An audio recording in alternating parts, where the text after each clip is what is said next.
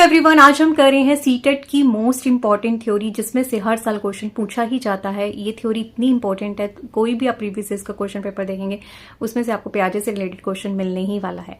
इसके अलावा अगर आप किसी भी कंपेटिटिव एग्जाम के लिए प्रिपेयर कर रहे हो और भी टीचिंग से रिलेटेड, तो उसके लिए भी वीडियो बेनिफिशियल रहेगी। और किसी थ्योरी एग्जाम के लिए, बीएड के लिए प्रिपेयर कर रहे हो, तो उसके लिए भी ये वीडियो जो है उतनी बेनिफिशियल रहेगी। तो सबसे पहले हम जो है इसका इंट्रोडक्शन समझेंगे, फिर उन्होंने जो स्टेजेस दिए हैं उसको कवर करेंगे, फिर एंड ऑफ द सेशन हम प्रीवियस ईयर्स के क्वेश्चंस भी लेंगे जो सीटेट में पूछे गए हैं और जो अदर बहुत इंपॉर्टेंट अलग अलग टेट्स में पूछे गए हैं और सीटेट में पूछे जा सकते हैं। तो वो एंड ऑफ द वीडियो हम डिस्कस करेंगे।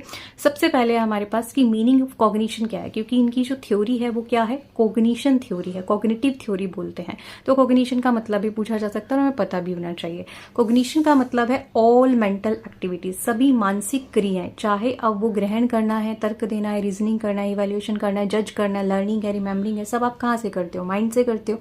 तो सारी मेंटल एक्टिविटीज जो है उनको हम कॉग्निटिव एक्टिविटीज कहते हैं।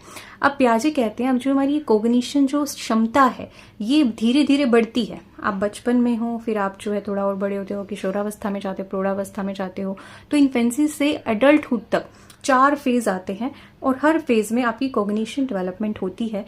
इसी को ही इन्होंने अपनी स्टेजेस के अंदर अच्छे से हमको समझाया है कि जब बच्चा छोटा है तो वो क्या कितना अपनी मेंटेलिटी का यूज करता है, क्या क्या उसमें कर सकता है, जब बड़ा होता है थोड़ा सा तो क्या क्या कर सकता है, कैसे कैसे उसका मानसिक विकास होता है। ठीक है, तो बहुत ईजी और सिंपल सी थ्योरी है, लेकिन हाँ छोटे छोटे पॉइंट्स जो है वो याद रखने बहुत जरूरी है, जिसमें से क्वेश्चन जो है से उठा लेते हैं और हम सोच भी नहीं सकते अच्छा ये भी पूछा जा सकता है।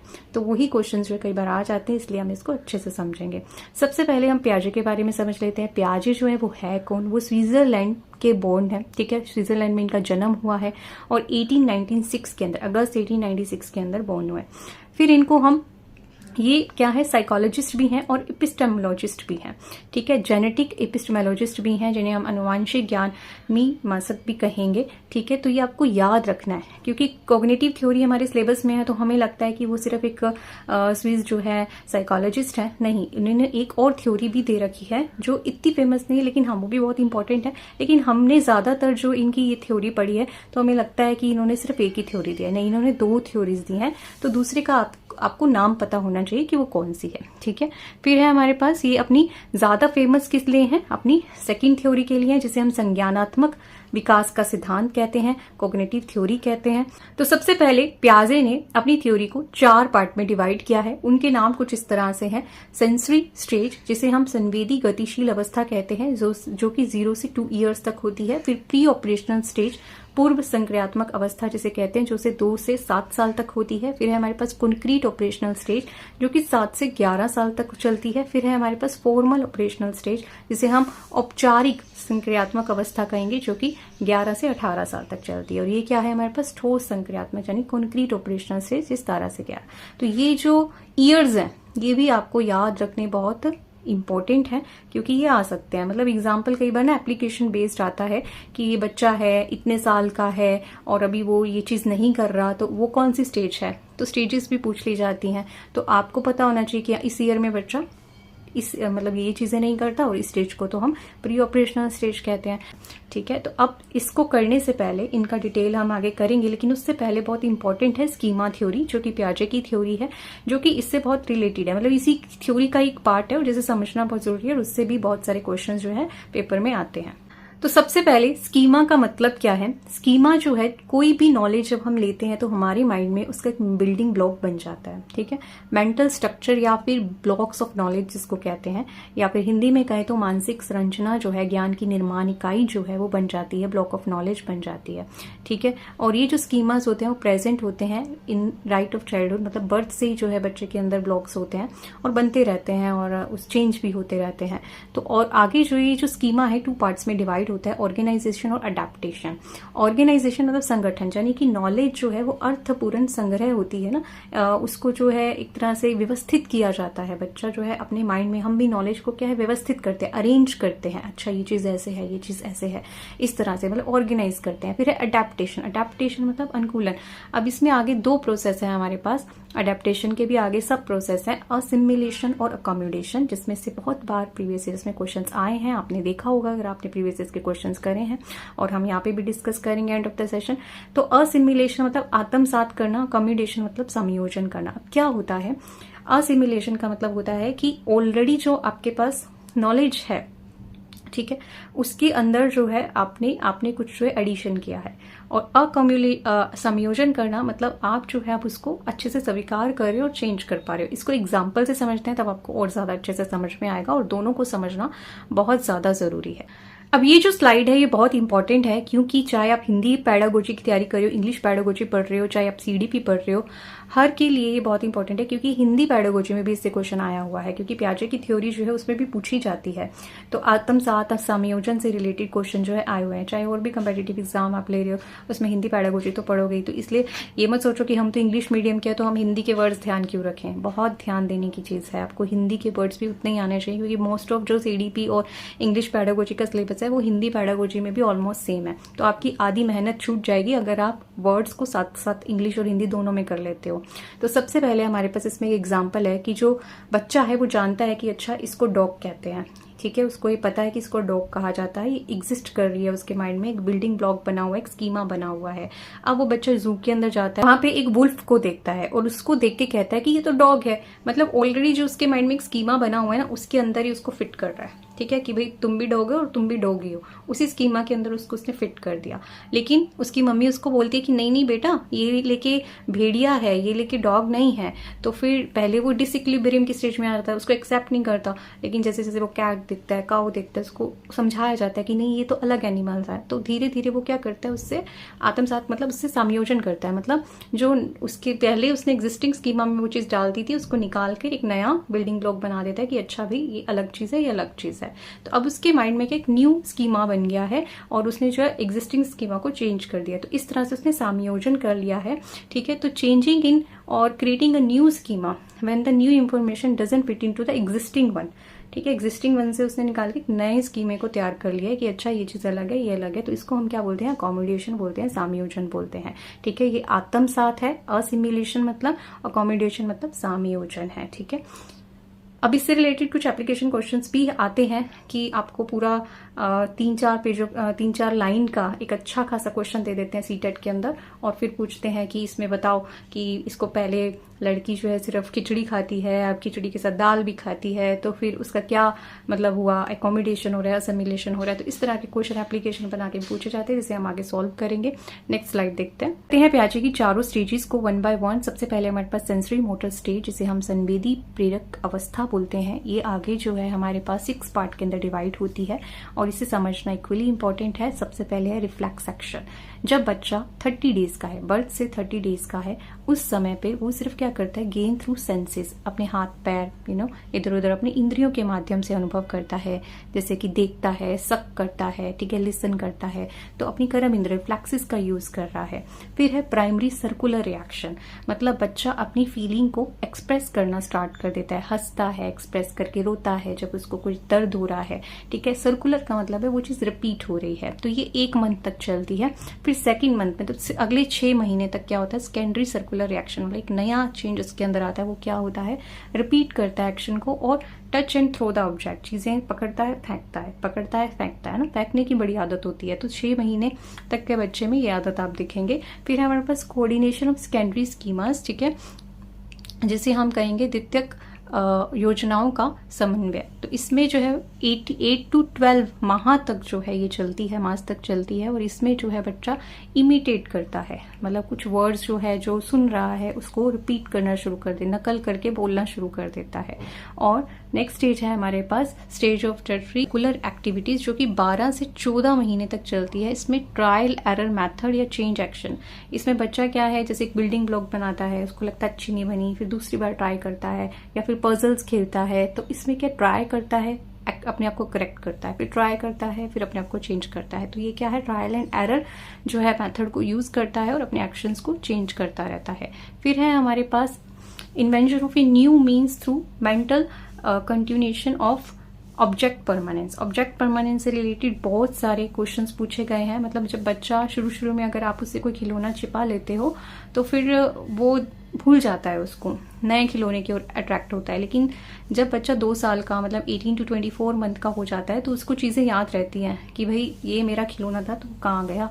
आपने अगर उसको छुपा दिया और उसकी आंखों से ओझल हो गया तो वो भूलने वाला नहीं है, वो उसको चाहिए। मतलब अब उसके माइंड में ऑब्जेक्ट्स जो है वो बैठने लग गए हैं, परमानेंट होने लग गए हैं। तो इसलिए ये ऑब्जेक्ट परमानेंस की जो स्टेज है, वस्तु स्थायित्व, ठीक है, ये जो अवस्था है इसको आप याद रखेंगे, बहुत इंपॉर्टेंट है। नेक्स्ट है हमारे पास प्री ऑपरेशनल स्टेज, जो कि आगे 2 पार्ट्स में डिवाइड होती है। प्री कॉन्सेप्शनल स्टेज यानी कि पूर्ण संकल्पात्मक अवस्था, और हमारे पास इंट्यूटिव स्टेज यानी कि अंतज्ञात्मक अवस्था। तो अब ये जो अवस्था है इसकी पूरी जो है 2 से 7 साल चलती है और उसको 2 पार्ट में डिवाइड किया गया है, 2 से 4 ईयर्स तक हमारे पास, और 2 to 4 ईयर्स और 4 to 7 ईयर्स के अंदर। अब 2 से 4 साल की बात करते हैं, यानी कि प्री ऑपरेशनल में प्री कॉन्सेप्चुअल जो स्टेज है उसकी बात करते हैं। इसमें जो है बच्चा क्या क्या करता है, इसमें सबसे पहले बच्चा ईगो सेंट्रिक हो जाता है, जिसे हम आत्म केंद्रित अवस्था बोलेंगे कि भाई मैं ही सही हूँ, मेरी बात मानी जाए, थोड़ा जिद्दी टाइप का होता है ना। फिर स्टार्ट अटर द वर्ड अटर करना स्टार्ट कर देता है, इमिटेशन नकल करना स्टार्ट कर देता है, एनिमिज्म बहुत जरूरी है, इससे रिलेटेड क्वेश्चंस आए हुए हैं। नॉन लिविंग थिंग्स को लिविंग समझता है, उसको लगता है जो सूरज है वो भी बात कर सकता है, बादल है वो भी बात कर सकते हैं, है ना, हमारी तरह ही है। तो उनको क्या है, निर्जीव वस्तु को संजीव समझता है, ठीक है। आर्टिफिशियलिज्म के अंदर भी यही है कि rain is for pleasure, sun is for made by man, मतलब ये सब ह्यूमन मेड चीजें हैं, ये अपने आप बनी हुई नहीं है, ठीक है। तो वर्षा जो है खुशी के लिए हमारे लिए बनी हुई है। तो इस तरह से जो एनिमिज्म और आर्टिफिशियलिज्म वाली स्टेज होती है बच्चे की। फिर हमारे पास जो है इसमें बच्चा थोड़ा मैच्योर हो जाता है जब बच्चा 4 to 7 ईयर के अंदर आता है, लेकिन फिर भी कुछ चीजें वो नहीं समझ पाता, इतने उसकी कॉग्निशन का विकास नहीं हुआ होता कि कुछ चीजें जो है वो समझ नहीं पाता। वो कौन कौन सी है वो देखते हैं, जैसे कि इरिवर्सिबिलिटी के कॉन्सेप्ट को नहीं समझ पाता। जैसे कि हमने बर्फ से पानी बना दिया, अब वो समझ नहीं पाता कि अच्छा पानी से बर्फ भी दोबारा बन सकती है, मतलब रिवर्स भी ये चीज हो सकती है, तो उसको ये चीजें समझ नहीं आती। सेंट्रेशन मतलब एक पहलू पर केंद्रित करता है। अगर उसको बोले कि 3 एप्पल का वेट ज्यादा है या फिर 2 इंक का वेट जो है अगर हम इसको प्लस कर दे तो वो ज्यादा है, तो कहेगा कि 3 एप्पल, चाहे जो इंक का है उसका वेट ज्यादा, चाहे वो 2 है लेकिन वेट ज्यादा हो सकता है ना, मतलब 2 चीजों पे कॉन्सेंट्रेट नहीं कर रहा, वो क्या देख रहा है, क्वांटिटी क्या है, ठीक है, लेकिन कितनी किसकी ज्यादा है वो उसको समझ में नहीं आ रहा। मतलब वेट और क्वांटिटी दोनों एक साथ जो है, 2 पैरामीटर्स को वो एक साथ नहीं देख रहा, वो एक पैरामीटर को एक ही बारी में देख रहा है, ठीक है। फिर है हमारे पास कंजर्वेशन जो है इसको नहीं समझ पाता। मान लो कि एक पहले छोटा गिलास है उसमें पानी है, फिर हमने उस बड़े गिलास में उतना ही पानी लिया है, तो हम उससे पूछेंगे कि कौन से गिलास में ज्यादा पानी है, तो वो कहेगा बड़े गिलास में ज्यादा पानी है। हालांकि हमने उनका जो है मार्क जो है सेम रखा है कि उसके अंदर भी उतना है, उसके अंदर भी हमने सेम उसकी हाइट तक पानी रखा है, लेकिन फिर भी उसको लगेगा कि उसमें ज्यादा पानी है। क्यों? क्योंकि वो कंजर्वेशन के जो भले ही बर्तन आपने पानी सेम रखा, बर्तन चेंज कर दिया, लेकिन फिर भी उस जो कॉन्सेप्ट है उसको समझ में नहीं आ रहा कंजर्वेशन का। फिर है हमारे पास लैंग्वेज जो है वो डेवलप हो जाती है, सिंबॉलिक प्रेजेंटेशन जो है वो बच्चा समझने लग जाता है, और थोड़ा जो है बच्चा क्रैमिंग करना मतलब रोट लर्निंग, ये सब चीजें भी इस एज के अंदर ज्यादा होती हैं, ठीक है। तो ये आप याद रखेंगे कि इस एज में बच्चा जो है हमारे पास सही भाग्यता के द्वारा मतलब क्राइम करना या फिर मतलब नकल मार के या रट्टे मार के पढ़ना ये सब स्टार्ट कर देता है, और ये इस एज में ये सब चीजें नहीं समझ पाता। अब नेक्स्ट स्टेज जो हमारे पास कंक्रीट ऑपरेशनल स्टेज है, जिसके अंदर बच्चा 7 से 11 साल का, उसमें ये सारी चीजें बच्चा समझ रहा है। बस आपको इसका जस्ट अपोजिट करना है कि इसमें नहीं समझ रहा है और उसके अंदर समझ रहा है, तो आपकी वो सारी स्टेजेस भी इसमें कवर हो जाती हैं। फिर भी हम इसको देख लेते हैं अच्छे से। ये है हमारे पास कंक्रीट ऑपरेशनल स्टेज, जिसे हम ठोस संक्रियात्मक अवस्था कहते हैं, 7 से 11 साल तक चलती है।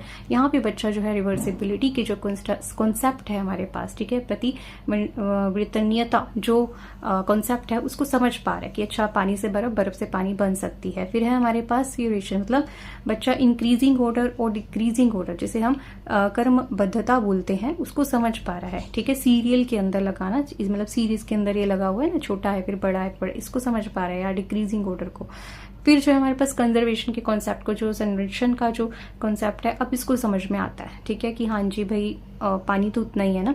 फिर है हमारे पास डिसेंट्रलाइजेशन को समझ पा रहा है, अभी केंद्रीकरण को समझ पा रहा है कि अच्छा यहाँ पे वेट भी तो मैटर कर रहा है, ओनली क्वांटिटी थोड़ी मैटर कर रही है। दोनों चीजों, दो कॉन्सेप्ट को एक ही बार में आपको दिख रहा है, ठीक है। फिर हमारे पास नंबरेशन, संख्या ज्ञान यानी कि प्रोसेस ऑफ कैलकुलेटिंग, वो अब उसको समझ में आ रही है। रिलेशनशिप को अंडरस्टैंड करता है। क्लासिफिकेशन, कैटेगरीज को, एक ही कैटेगरी की चीजें कि एनिमल्स, फ्रूट्स, अलग अलग टाइप के अलग अलग कैटेगरी है ना, उसको कैटेगराइज करना आने लग गया है। लास्ट स्टेज देखते हैं, फिर हम अपने क्वेश्चन आंसर्स देखेंगे।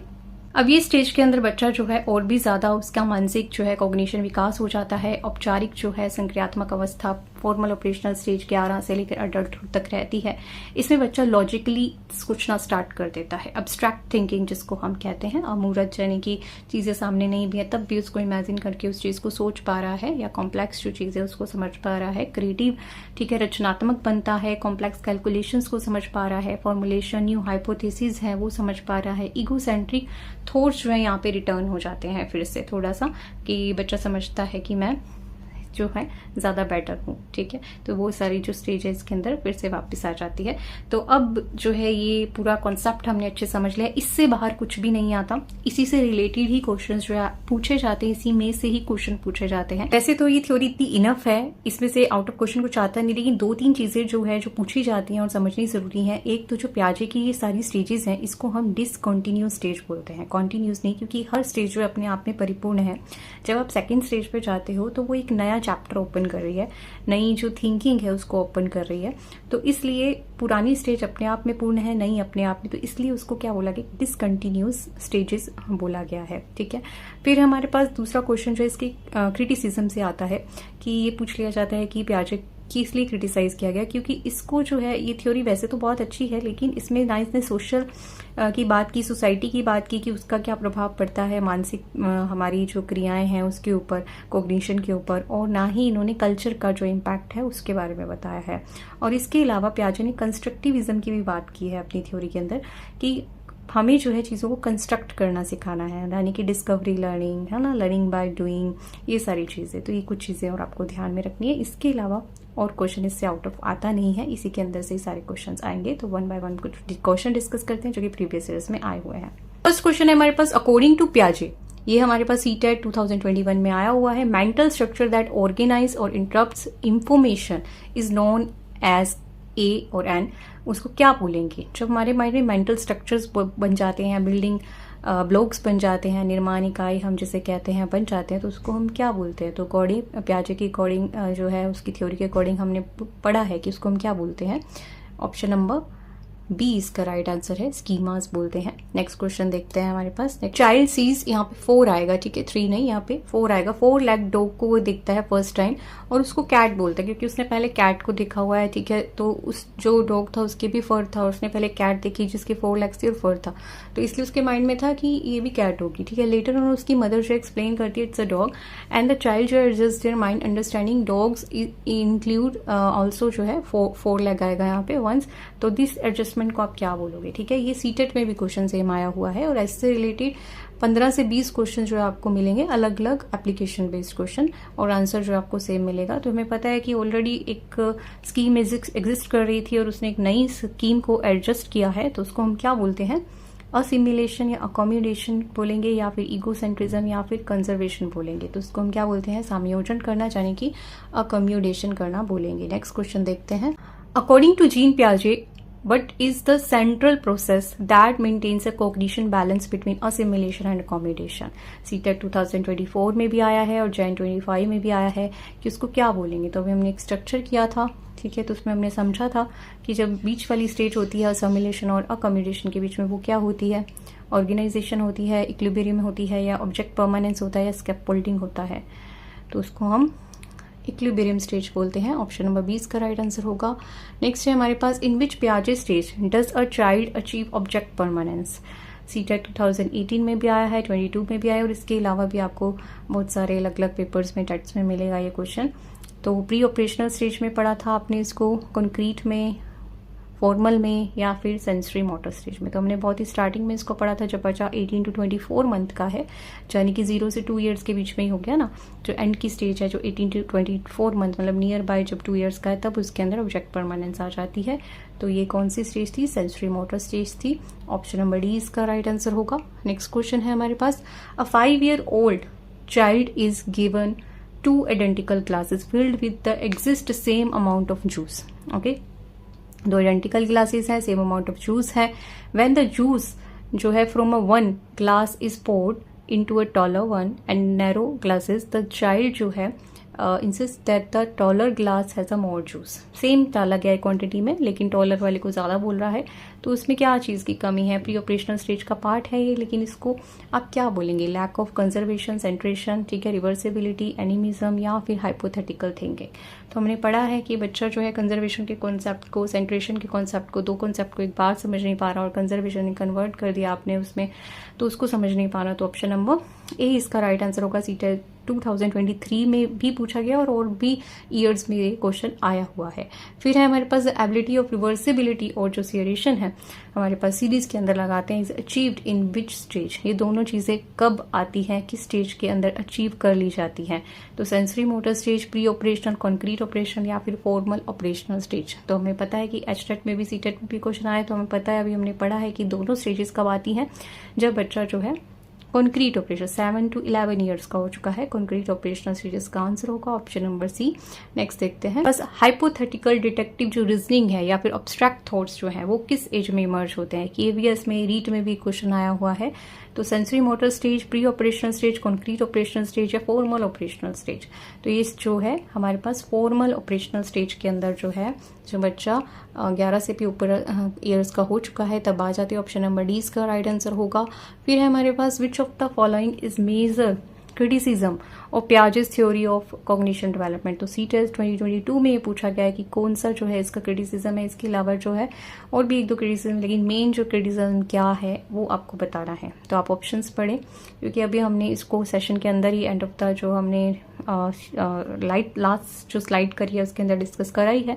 तो इसका आंसर आप देंगे। ऑप्शन नंबर कौन सा जो है इसका आंसर होगा वो आप कमेंट बॉक्स में लिखेंगे। नेक्स्ट है हमारे पास last question, in a constructivist जो क्लासरूम है based on Piaget's theory learning happens through. CTET 2023 में आया हुआ है question. Passive intimation of teacher या फिर हमें reward and punishment offered by the school या एक्टिव डिस्कवरी लर्निंग और एक्सप्लोरेशन बाय द चाइल्ड या rote memorisation of the text. तो कंस्ट्रक्टिविज्म के बारे में भी हमने लास्ट स्लाइड के अंदर समझा है कि जब उसमें पियाजे ने एम्फेसाइज किया है लर्निंग बाय डूइंग पे, सेल्फ डिस्कवरी पे, ठीक है, बच्चा जो है एक्टिव लर्निंग करे, ठीक है, एक्सप्लोर करे चीज़ों को। तो ऑप्शन नंबर सी इसका राइट आंसर होगा। तो ऐसे क्वेश्चन जो है इसमें से पूछे जाते हैं। और भी प्रीवियस ईयर्स के क्वेश्चन अपकमिंग जो सेशंस हैं, जब हम सीडीपी और हिंदी और इंग्लिश पेडागोजी को रिवाइज करेंगे, जो मैराथन चलेगा उसमें आपको और सारे जो है ढेरों क्वेश्चन मिलेंगे जो प्रीवियस ईयर्स में और पूछे गए हैं। अभी के लिए इतना ही। अगर आपको सेशन अच्छा लगा हो तो आप लाइक, सब्सक्राइब, शेयर कर सकते हैं, कमेंट कर सकते हैं। Thank you so much for watching. Stay blessed, stay happy.